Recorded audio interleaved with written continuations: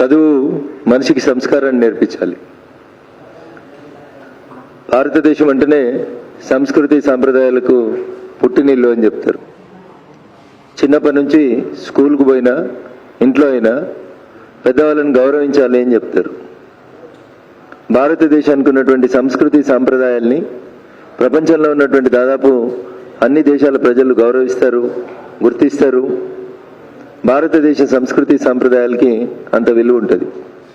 రాజకీయాల్లో ఉన్నాం కదా అని ఈ దేశ సంస్కృతి సాంప్రదాయాల్ని, ఈ దేశ పద్ధతులని, చివరికి పెద్దలను గౌరవించేటువంటి సంస్కారాన్ని కూడా కొంతమంది పెద్ద మనుషులు మర్చిపోతూ ఉన్నారు. నోటికి ఏదొస్తే అది మాట్లాడడం, ఎట్లా పడితే అట్లా బూతులు మాట్లాడడం, కనీసం ప్రధానమంత్రి కుర్చీ కూడా గౌరవం వేయలేనటువంటి స్థితికి మనం దిగజారడం అనేది దురదృష్టకరం. బూతులు తిట్టుకోవడం, వ్యక్తిగత దూషణలు చేయడం, బ్రేకింగ్ల కోసం మాట్లాడడమే రాజకీయమైనటువంటి స్థితికి రాజకీయాల్ని దిగజార్చడం అనేది దురదృష్టకరం. చదువుకున్న వాళ్ళం, కొత్త జనరేషన్, మారుతున్నటువంటి కాలానికి అనుగుణంగా టెక్నాలజీ మారుతూ ఉంది. మనం కూడా మారాలి. ప్రజలకు మరింత మెరుగైనటువంటి సేవ చేయాలనేటువంటి లక్ష్యాలతోటి రాజకీయాలకి రావాలి. రాష్ట్రాల కోసం కొట్లాడాలి. పెద్ద పెద్ద ఆశయాల్ని లక్ష్యంగా పెట్టుకొని పనిచేయాలి తప్ప ఇంత దిగజారి, ఇంత కుసంస్కారంగా మాటల్ని మాట్లాడుతూ మేము మాట్లాడగలం, మేము అనగలం, కానీ మా సంస్కారం అడ్డం వస్తుంది అని మధ్యలో డిఫమేషన్ సూట్లను తప్పించుకునేందుకు ఈ మధ్యలో కొత్త పద్ధతి నేర్చుకున్నారు. గౌరవనీయులు బాగా చదువుకున్నాడు, విదేశాలకు పోయిండు, కంపెనీలకు సీఈఓలుగా పనిచేసిండు, ఇంగ్లీష్ బాగా మాట్లాడగలుగుతాడు, అందమైన రీతి లోపల ఇంగ్లీష్ని ప్రజెంట్ చేయగలుగుతాడు, మనిషి కూడా చూడడానికి బాగా అందంగా ఉంటాడు. ఈ రాష్ట్రానికి ఐటీ శాఖ మంత్రి అని అనుకుంటే ఆయన నోరుని ఫీనాయిల్ తోటి కడిగే రీతి లోపల ఆయన ఈ మధ్యలో మాట్లాడుతూ ఉన్నాడు. ఇది దురదృష్టకరం. నిన్న సిరిసిల్లలో వాళ్ళ కార్యకర్తల ఆత్మీయ సమ్మేళనం పెట్టుకున్నారు. ఏం చెప్పుకోవాలి కార్యకర్తలకి? ఈ 9 ఏళ్ల కోలే మనం జై తెలంగాణ అన్నోళ్ళందరినీ సక్సెస్ఫుల్గా బొందబెట్టినాం.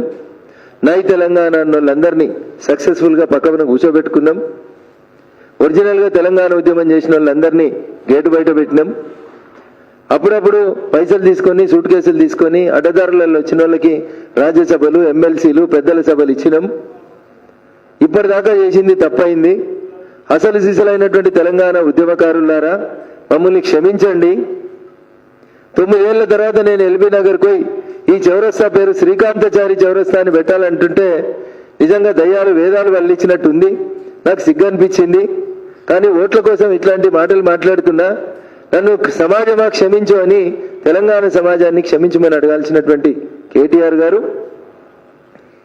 ఉల్టా చౌర్ కొత్తవాళ్ళ అంటే అన్నట్టు మొగన్ని కొట్టి మొగసాలకు ఎక్కినట్టు ఆయన తిట్టాలనుకున్నటువంటి మాటలన్నీ తిట్టి దాని తర్వాత కామా పెట్టి ఆ తర్వాత చెప్తా ఉన్నాడు, ఇవన్నీ మేము అనగలుగుతాం, దేశమంతా అంటుంది, కానీ నాకు సంస్కారం అడ్డం వస్తుంది అని మాట్లాడుతున్నటువంటి మీ సంస్కారానికి ఆ వేములవాడ రాజన్న సరైన సమయంలో సరైన బుద్ధి చెప్పాలని నేను ఆ రాజన్నకు దండం పెట్టి కోరుతా ఉన్నాను.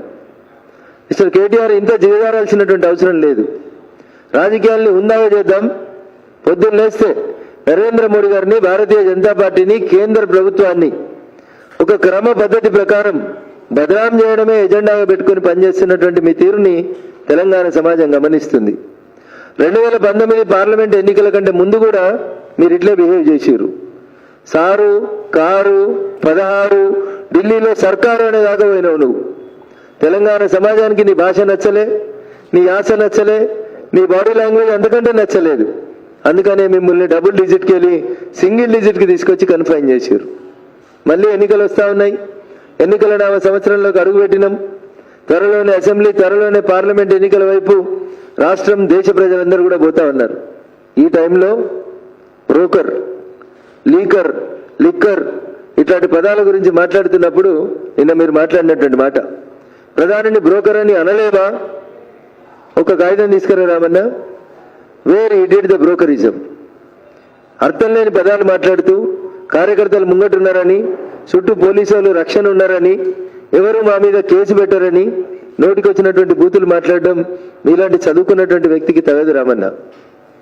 నేను కూడా మాట్లాడగలుగుతా. నువ్వు అమెరికాలో ఉన్నప్పుడు మేమంతా జై తెలంగాణ అన్నోళ్ళం. నీకంటే మంచి సంస్కృతం మాట్లాడగలుగుతాం, నీకంటే బాగా తెలంగాణ మాండలికాన్ని, యాసని, భాషని మడతపెట్టి చెప్పగలుగుతాం. కానీ రామన్న ఒక చదువుకున్న వకీలుగా, ఒక సంస్కారం ఉన్నటువంటి వ్యక్తిగా నేను అట్లాంటి పదాలు వాడదలుచుకోలేదు. కానీ నేను నీ విఘ్నతకు వదిలేస్తా. మోడీ గారి వయసు ఎంత, మీ వయసు ఎంత?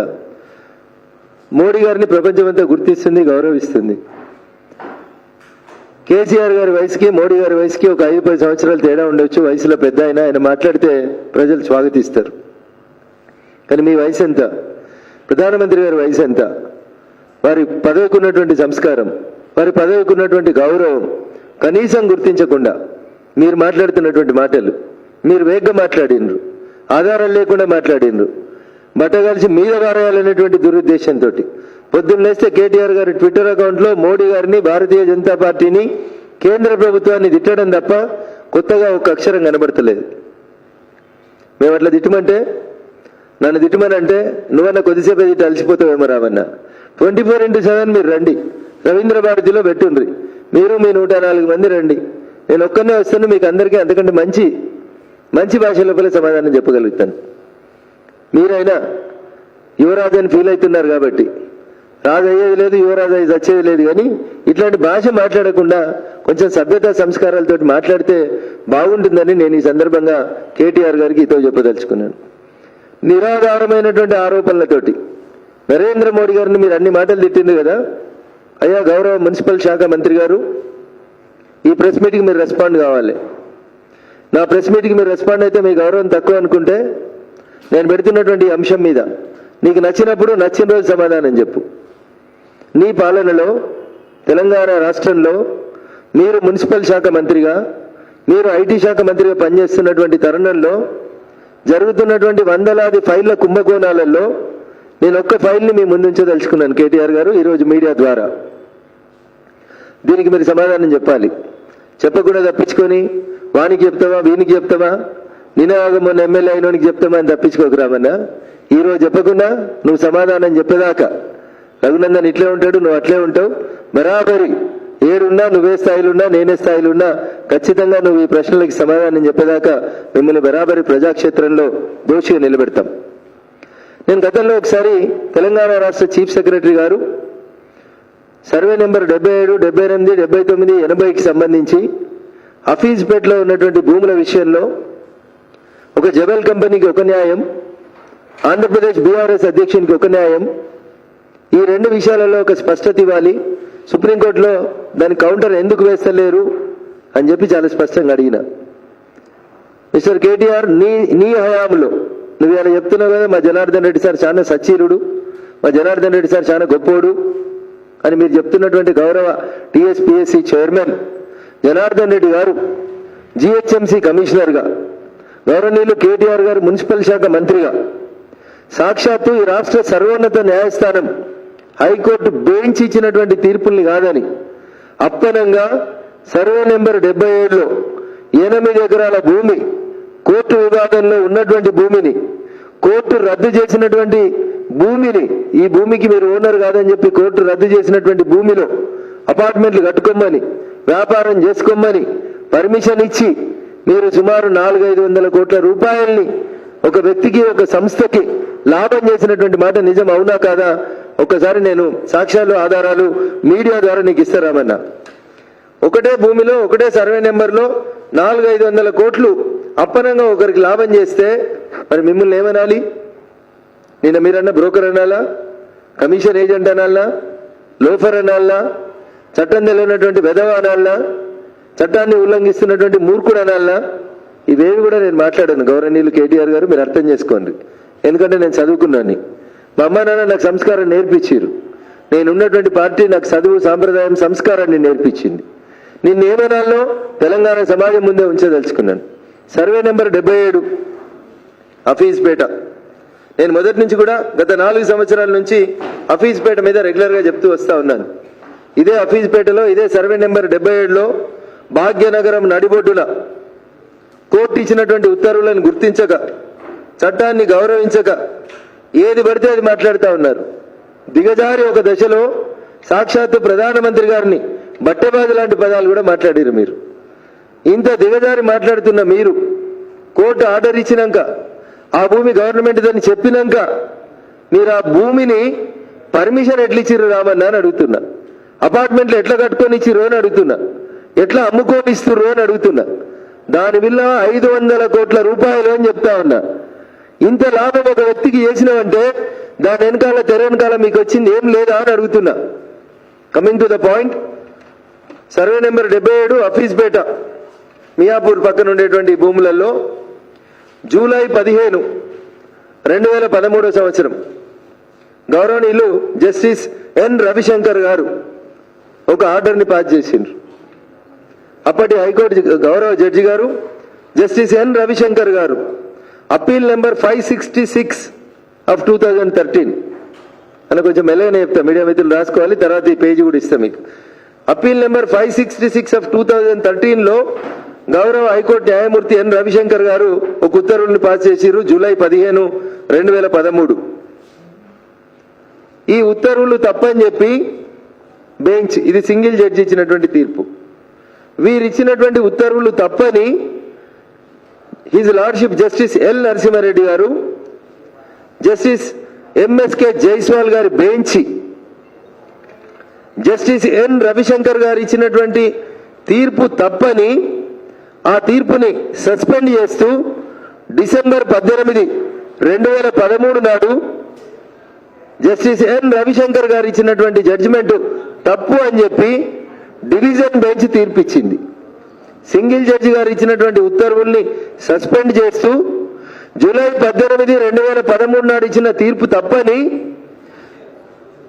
డిసెంబర్ 18, 2013 నాడు హైకోర్టు డివిజన్ బెంచ్ గౌరవనీయులు నరసింహారెడ్డి గారు, గౌరవనీయులు ఎంఎస్కే జైస్వాల్ అనేటువంటి ఇద్దరు జడ్జిలతో కూడినటువంటి బెంచ్ ఈ భూమి సర్వే నెంబర్ 77 మీద ఇచ్చిన డిగ్రీని రద్దు చేస్తూ సస్పెండ్ చేసిండ్రు. మరి ఇక్కడ కేటీఆర్ గారు చెప్పాలి, హైకోర్టు డివిజన్ బెంచ్ రద్దు చేసినటువంటి జడ్జిమెంట్ని కొంతమంది చట్ట వ్యతిరేక శక్తులు, సంఘ వ్యతిరేక శక్తులు, మీకు దగ్గరగా ఉండేటువంటి వ్యక్తులు పోయి మరి ఇక్కడ డిస్ట్రిక్ట్ రిజిస్ట్రేషన్ ఆఫీసులో డివిజన్ బెంచ్ చేసినటువంటి జడ్జిమెంట్ ని రిజిస్ట్రేషన్ చేయించారు. కొంతమంది కోర్టు సస్పెండ్ చేసినటువంటి డిగ్రీని కొంతమంది రిజిస్ట్రేషన్ ఆఫీసులో లాలూచి పడ్డటువంటి వ్యక్తులు రిజిస్ట్రేషన్ చేసిర్రు. అరే కోర్టు సస్పెండ్ చేసినాక ఇది రిజిస్ట్రేషన్ ఎట్లా జరిగిందని మళ్ళీ నాలాంటోడు మళ్ళీ బెంచ్కి అప్పీల్ చేస్తే ఆ appeal number 300, appeal number 300 of 2014 ఇంకా రాష్ట్ర సర్వోన్నత న్యాయస్థానంలో పెండింగ్ ఉంది. హాయ్ ఫ్రెండ్స్, మా టుడే టుమారో యూట్యూబ్ ఛానల్ చూస్తున్నందుకు చాలా థ్యాంక్స్. మరిన్ని లేటెస్ట్ వీడియోస్ కోసం వెంటనే సబ్స్క్రైబ్ చేయండి. అలాగే ఈ బెల్ ని కూడా రింగ్ చేసేయండి. మా నోటిఫికేషన్స్ అన్ని మీ మొబైల్లో వస్తాయి. అలాగే మా వీడియోస్ మీకు నచ్చితే లైక్ చేయండి, షేర్ చేయండి, నచ్చకపోతే కామెంట్ చేయండి.